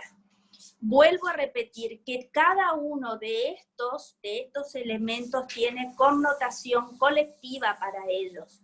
Por ejemplo, no se dan las adopciones o declaraciones de adoptabilidad de niños indígenas, niños y niñas indígenas, porque realmente cuando por alguna circunstancia no pueden ser criados por sus padres, es la comunidad la que cría al niño o a la niña. Es más, entre ellos se llaman hermanos y hermanas. Bueno, nosotros seguimos con la misma concepción que cuando vinieron los colonizadores de Europa, de que queremos que ellos cambien todas sus concepciones y que se amolden a la nuestra. Y en esto, en la salud, se lo ve patente. Por eso hemos propuesto también que en este proyecto de ley, si es que es aceptado, se compatibilice los métodos científicos con los métodos ancestrales. Otro tema muy preocupante es que lamentablemente la población criolla o blanca somos los responsables de las enfermedades que padecen las comunidades indígenas. Y esto me refiero a diabetes, a Chagas, enfermedades de transmisión sexual, uso indiscriminado de sustancias y el mismo COVID. En nuestra provincia se dio patente que el blanco fue o el criollo fue el que trajo el contagio a las comunidades y pasó también en la Amazonia, en Colombia, en los distintos lugares de Latinoamérica. Somos nosotros los que seguimos contagiando a nuestros pueblos indígenas de enfermedades que después no pueden repuntar, porque la mayoría están en lugares aislados.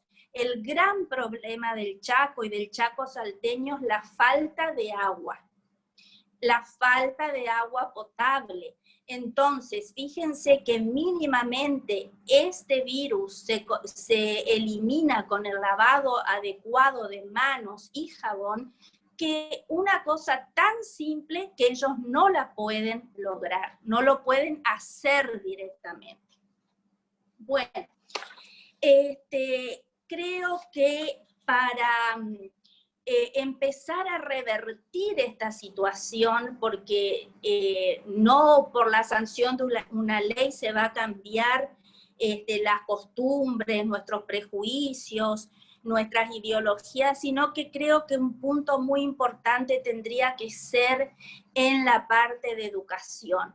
Propongo también que en las escuelas primarias, en las secundarias, dejemos de enseñar los pueblos indígenas como el pasado, como que vivieron en un pasado que ya no existe, y seguimos diciéndole a nuestros niños y contándole el cuentito del indio con el arco y con la flecha. Eso no puede seguir siendo más así. Le tenemos que contar a nuestros niños y adolescentes que en este momento, hoy y al lado de ellos, en su misma localidad, en su mismo país, viven niños y adolescentes igual que ellos, que pertenecen a comunidades indígenas. Pero si desde la infancia no empezamos ya a cambiar este pensamiento, no lo vamos a poder lograr. De la misma forma, creo que en las universidades, en las facultades de Derecho, de Medicina, hay que empezar a hablar más del derecho indígena.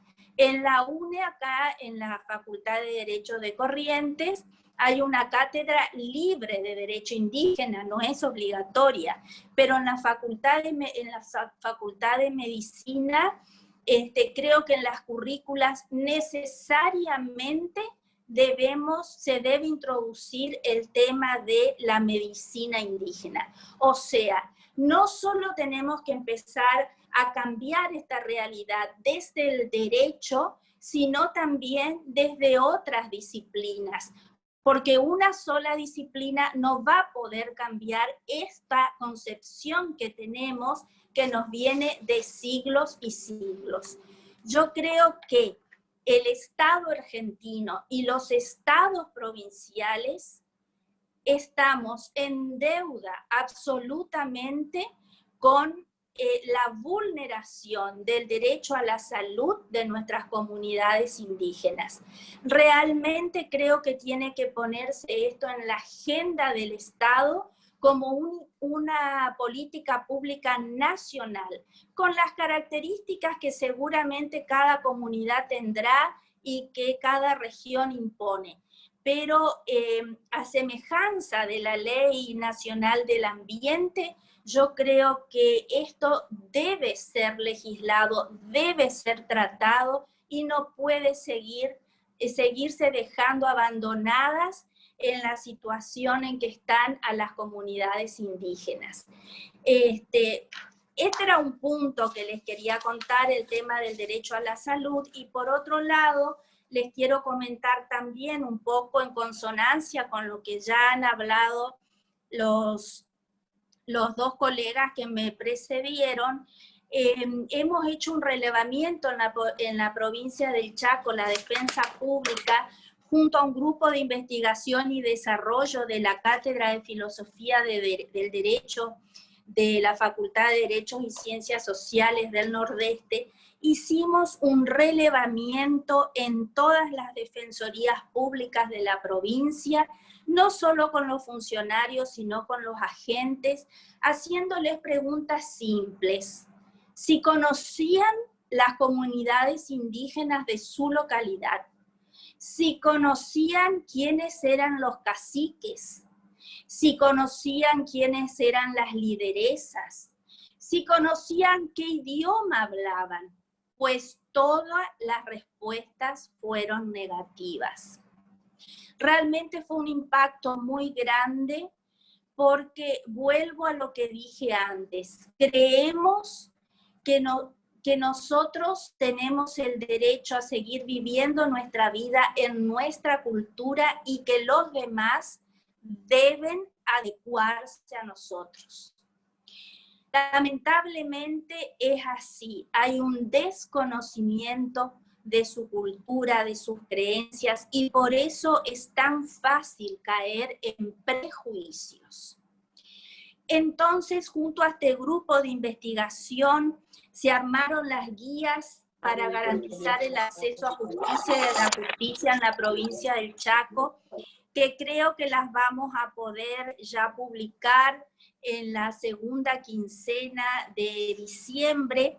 Es algo muy básico, pero creo que va a contribuir, va a ayudar a las comunidades a tener acceso a la justicia y sobre todo a los funcionarios y agentes.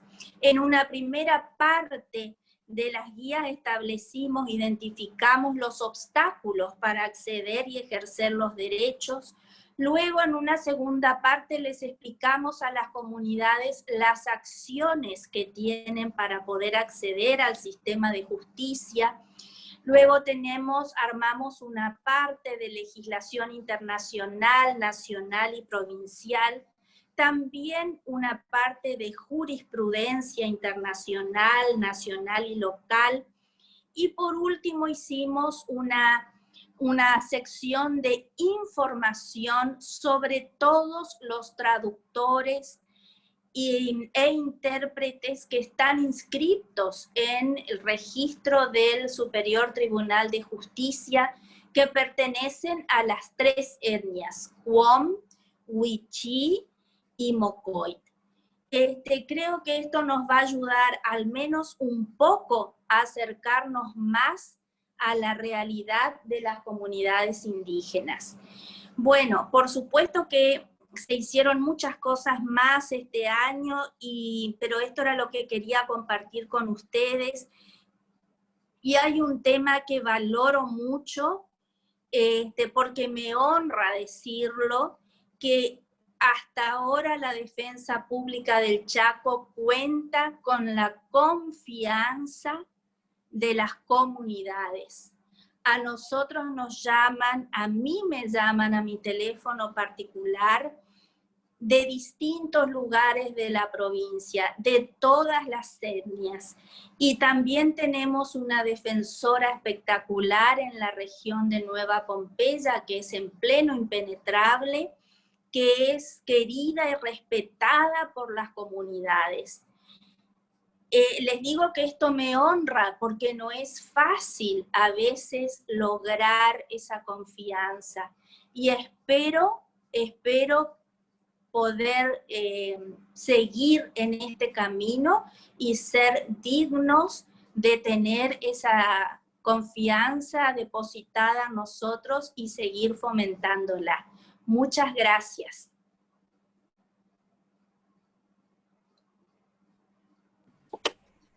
Bueno, Alicia, no, al contrario, muchísimas gracias a vos por la exposición. Hay algunas preguntas. La primera de ellas, de Luz, para Javier.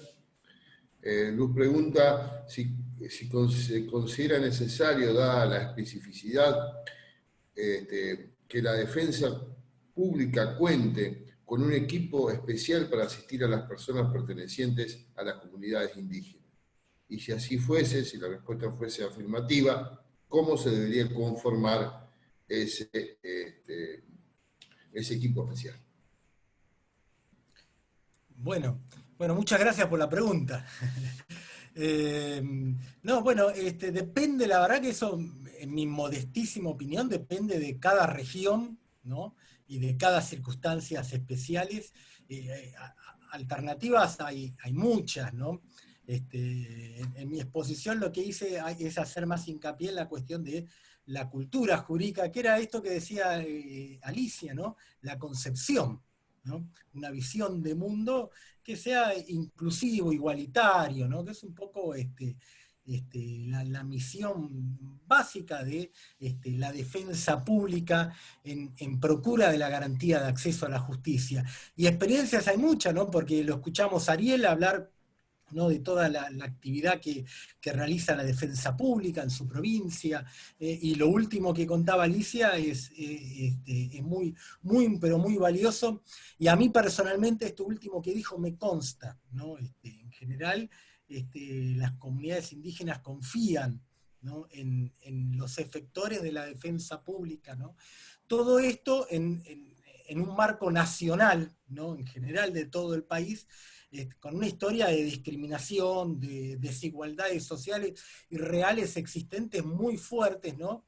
Que bueno, nos obliga a buscar todas las alternativas posibles para acercarnos a las comunidades y a las personas y familias indígenas que viven en las grandes ciudades, como explicaba muy bien Alicia, del barrio Toba, muy importante en la ciudad de Resistencia, pero hay también en Rosario, hay también en el Gran Buenos Aires, en el Gran Buenos Aires hay un montón de comunidades indígenas, que han venido producto de migraciones internas, en verdad, ¿no?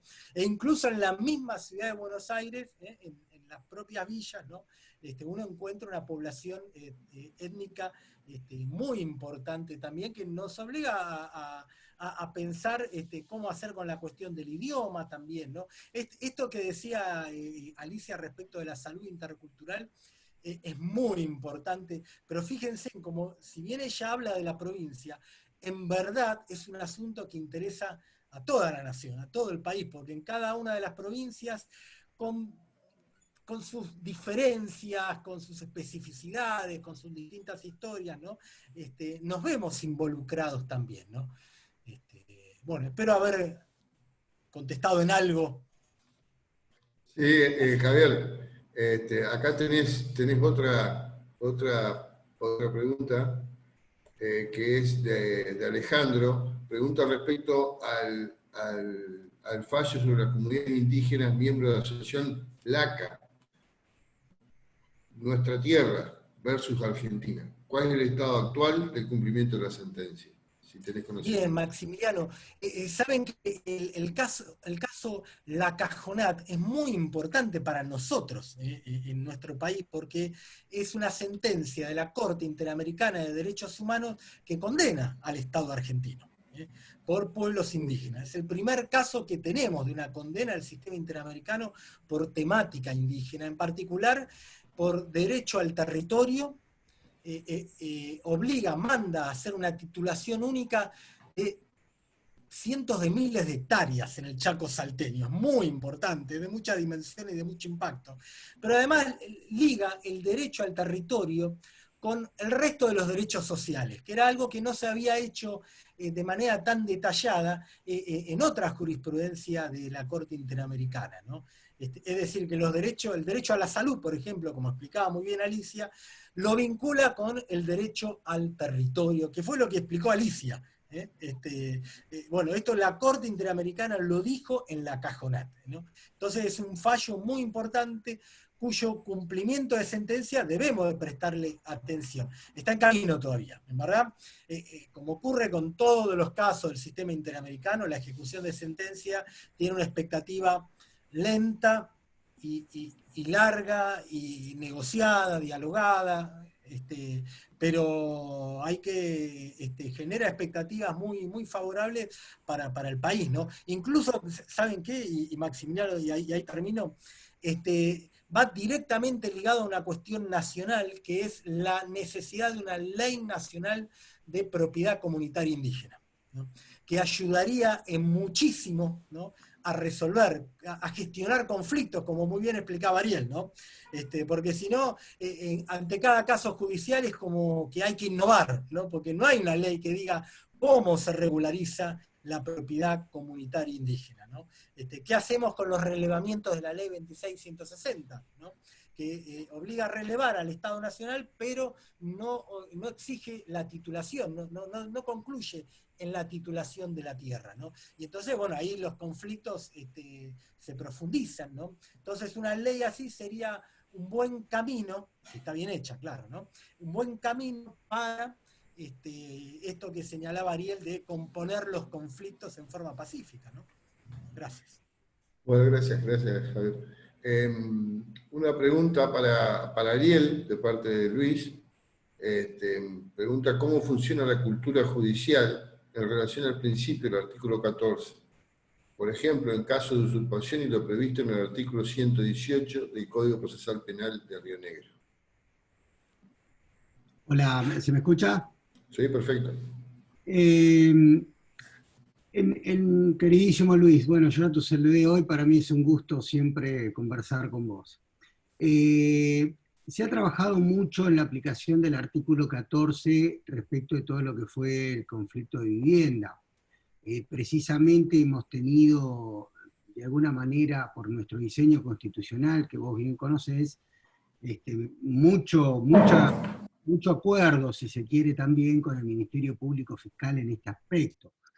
El artículo 14 de alguna manera ha oficiado, si bien un poco por esto que decía anteriormente, es decir, hay una práctica de nuestra cultura procesal que hace que tenemos que empezar a aceitar ese mecanismo, y por eso desde la defensa pública insistimos tanto en su aplicación como principio raigal del sistema, ¿no?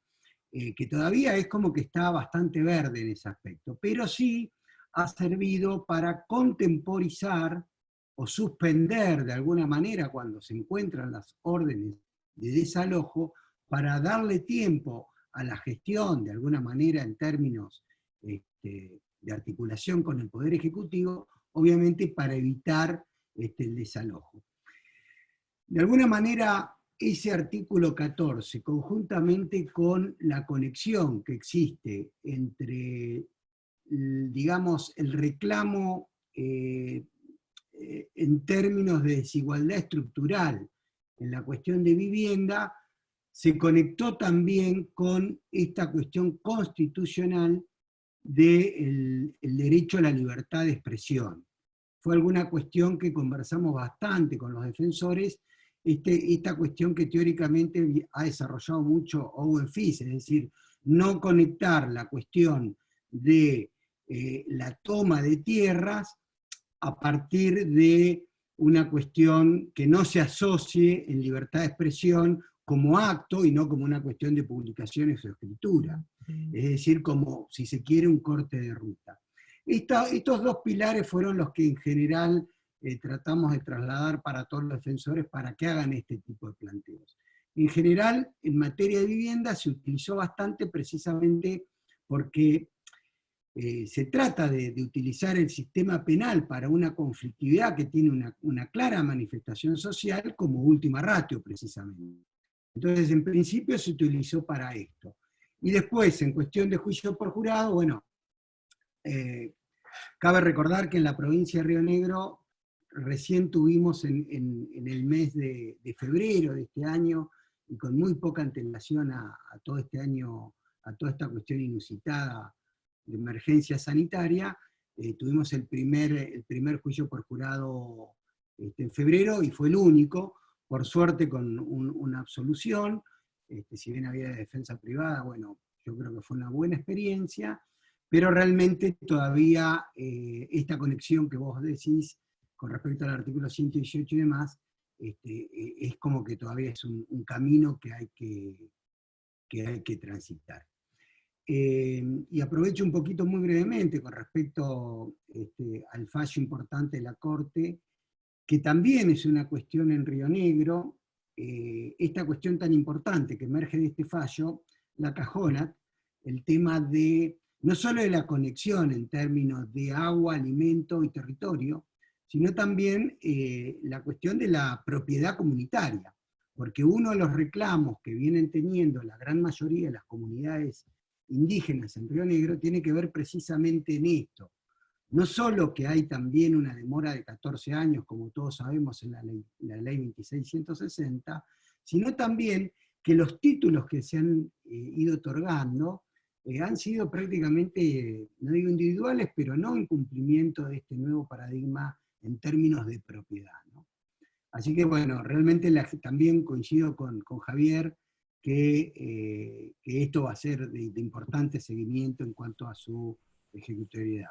Y creo que va a tener mucho impacto en todas las regiones, precisamente con esta vinculación del derecho a la tierra que ancestralmente ocupaban, o que ocupan, o incluso a la cual tienen que acceder en términos de desarrollo de cualquier comunidad. Gracias, Ariel. Y no sé si contesté bien si evacué tu pregunta. Creo que sí, que se ha evacuado, sí, Luis, habría que preguntarle. Tengo una pregunta para Alicia, de José. Dice, le pregunto a Alicia si hizo alguna presentación judicial para garantizar el derecho a la salud y en particular el consentimiento informado de las comunidades indígenas, y en su caso, ¿cuál fue la respuesta? ¿Estás muteada, Alicia? Perdón. Cuando tratamos temas de salud indígena, realmente por una estrategia, la Defensoría General elige qué tema judicializar y cuál no, qué vamos a tener la respuesta más rápida. En el tema, por ejemplo, de falta de medicación para las personas con padecimientos mentales, que están incluidas las personas con consumo problemático de sustancias, sí hemos hecho amparos que todavía no tenemos respuesta. Con el tema, los demás temas, la verdad que nos inclinamos en algunos casos por la mediación. Estamos en pleno proceso de mediación porque tenemos el Centro Público de Mediación del Poder Judicial. Estamos en pleno proceso de mediación respecto a distintos temas de salud indígena y respecto a otros temas como lo del consentimiento informado. Lo que hicimos el año pasado, lamentablemente este año no lo pudimos hacer por la pandemia. Empezamos a recorrer escuelas del impenetrable, dando charlas con los traductores, por supuesto, con pediatras y con gente de la Defensoría General, porque también tenemos que contemplar la situación de esas niñas y adolescentes que un día llega un profesional y les dice una cosa, ellas acceden sin saber, y tenemos que saber cómo llegar a ellas, cómo explicarles. O sea, no es fácil mantener una comunicación directa, tiene que ser algo muy respetuoso. Pedimos la presencia de los padres, la presencia del Consejo de Ancianos, porque no sé si ustedes saben que las comunidades indígenas, al menos acá en el Chaco, los consejos de ancianos son los que dirigen la vida realmente de la comunidad. Entonces nos inclinamos a hacer esas cosas, de empezar a ir directamente a las comunidades, sobre todo a las escuelas, que es el centro socializador realmente más grande para la niñez y la adolescencia, y dimos charlas a niños y niñas desde los 10 años hasta los 19. La verdad que cada caso en particular lo analizamos bien y analizamos cuál es la mejor estrategia para ese caso. No siempre la judicialización es la mejor respuesta. Y tenemos en este momento un amparo, que les digo, por la medicación desde agosto de este año, y aún la juez no ha resuelto. Por lo tanto, y ante esta perspectiva, siendo muy realistas y pragmáticos, tenemos que pensar, les vuelvo a repetir, en cada caso que tenemos que hacer. A veces nos conviene también levantar un teléfono, mandar un oficio de Defensoría General con algún apercibimiento de ley, a veces nos da más resultado que un juicio. Gracias. Gracias a vos, Alicia. Bueno, creo que, digamos, no hay más preguntas, así que me resta en primer término agradecerle a los tres. Han sido muy buenas las exposiciones, muy claras. Nos han introducido en un tema que particularmente en lo personal me falta muchísimo aprender, así que la mejor manera es aprender de ustedes, que son los que están en la temática, ya sea Javier o Ariel y Alicia, que tienen grandes comunidades indígenas en sus provincias. Sin olvidarnos lo que decía Javier, que comunidades indígenas hay en todo el país. Bueno, quiero agradecer en primer lugar a todos los que han participado de esta charla de la defensa pública durante el año. Fue la manera que nosotros nos posibilitó encontrarnos, vernos, tratar temas de la defensa pública y fundamentalmente integrar a todos los defensores del país.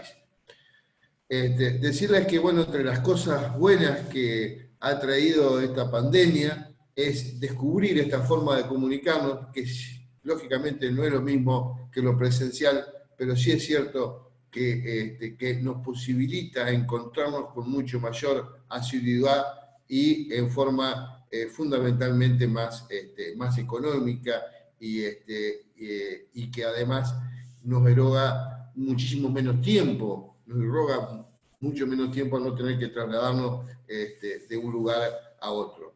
Así que el año que viene pensamos seguir con esta modalidad, independientemente de que esperamos poder hacer la reunión anual en Tucumán, tal como lo habíamos proyectado para octubre de este año, y no lo pudimos hacer por la pandemia, pero independientemente de esa reunión anual, vamos a seguir con esta modalidad porque nos parece una forma muy importante de acercarnos a todos los defensores del país y sobre todo a aquellos defensores que vimos que están asiduos de conocimiento, aquellos defensores que al no tener la figura del defensor general, al no tener una defensa pública autónoma, muchas veces no se enteran de eventos que hacen a cuestiones de la defensa pública. Y vimos que con esta modalidad realmente han sido muchísimos los que se han inscrito, los que han participado en este ciclo de charlas. Además quiero también realizar un particular agradecimiento a todos aquellos quienes posibilitaron estas charlas, a toda la gente de la Defensoría General, que como siempre la doctora Estela Maris Martínez pone todo su equipo de gente a disposición de todas estas cuestiones que hacen al Consejo General al Consejo Federal de la Defensa Pública. En particular agradecerle a Sebastián Mandendore, a Jorge Izaguirre, que han estado organizando, haciendo los flyers, o sea, toda la gente de la Defensoría General que a través de ello ha participado, a la gente de mi equipo, de la Defensoría General de Entre Ríos, a la doctora Paula Montefiori, a Noelia, es decir, todos que han trabajado para poder hacer efectivo la realización de los encuentros con el Zoom y posteriormente enviar los certificados a cada uno de los que han participado, verificar la asistencia, etc. Es un trabajo bastante importante y que les lleva muchísimo tiempo y que lo hacen con mucho gusto, fuera de los horarios normales de trabajo. Así que a todos ellos, a todos los que han posibilitado esto, pero fundamentalmente a todos los participantes sin los cuales no tendría sentido este ciclo de charlas, les quiero agradecer infinitamente, desearles una feliz Navidad, un feliz Año Nuevo, y esperemos vernos el año que viene en un año más normal que que lleguen pronto las vacunas, y seguramente en febrero nos vamos a estar nuevamente comunicando para seguir con este ciclo de charlas, porque la verdad nos quedaron un montón de temas que queríamos tratar, y que bueno, llegó fin de año, y lo dejamos en consecuencia para el próximo año. Así que muchísimas gracias por su participación, ha sido un gusto poder encarar esto, y nos vemos, Dios mediante, el año que viene. Chao.